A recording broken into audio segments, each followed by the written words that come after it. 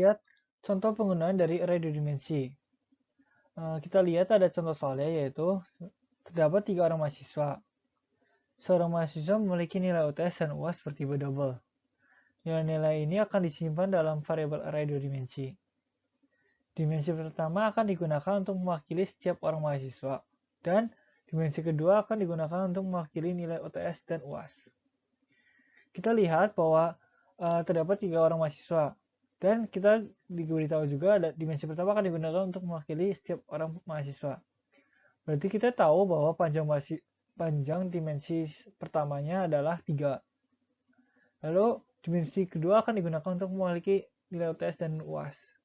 Karena data yang disimpan hanya nilai UTS dan UAS yang hanya 2, berarti panjang dari nilai dimensi keduanya adalah 2. Lalu kita juga lihat bahwa nilai UTS dan UAS-nya bertipe double.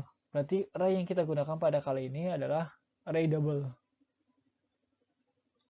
Untuk memudahkan pengertian, mari kita lihat contoh ilustrasi dari contoh soal tersebut.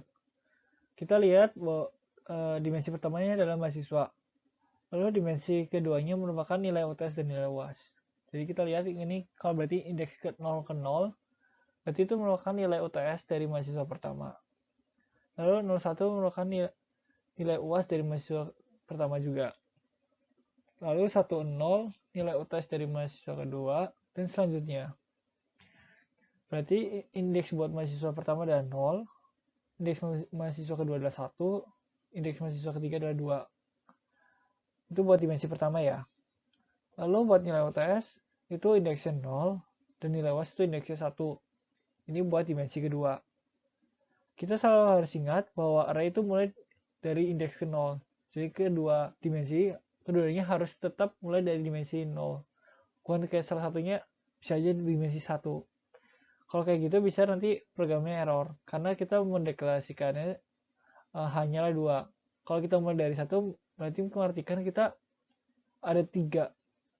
Harusnya ada 3 data, harusnya panjangnya 3. Tapi melainkan kita deklarasikan cuma 2.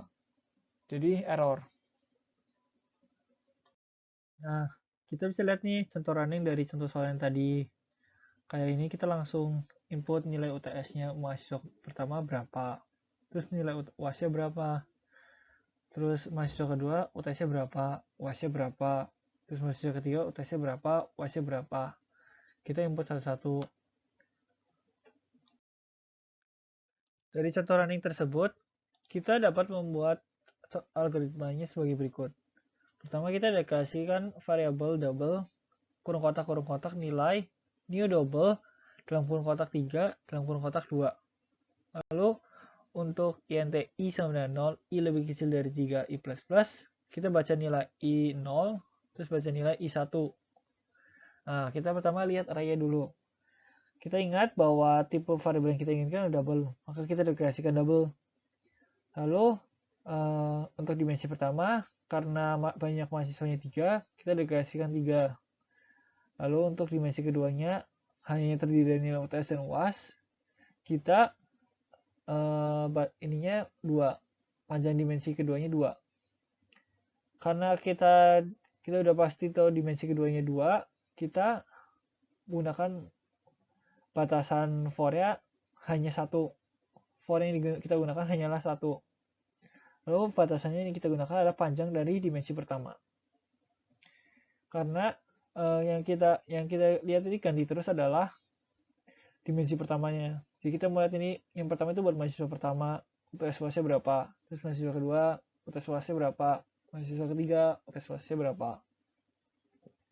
Berarti karena int i sama dengan 0, awalnya 0, berarti 00 itu nilai UTS mahasiswa pertama, terus 01 adalah nilai UAS mahasiswa pertama, dan selanjutnya. Dari situ kita dapat contoh program sebagai berikut nih. Berarti scanner, terus double nilai new double 32, terus for int i sama dengan 0, i lebih kecil dari 3, i++, terus sort mahasiswa berapa, terus nilai berapa, nilainya itu indeksnya ke berapa, i 0, terus nilai i 1. Berarti yang ini buat tadi UTS dan lalu yang ini buat UAS.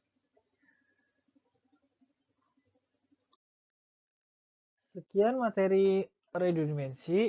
Selanjutnya ini kalian akan latihan TP dan latihan soal tambahan.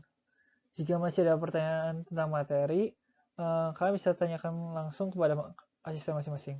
Terima kasih.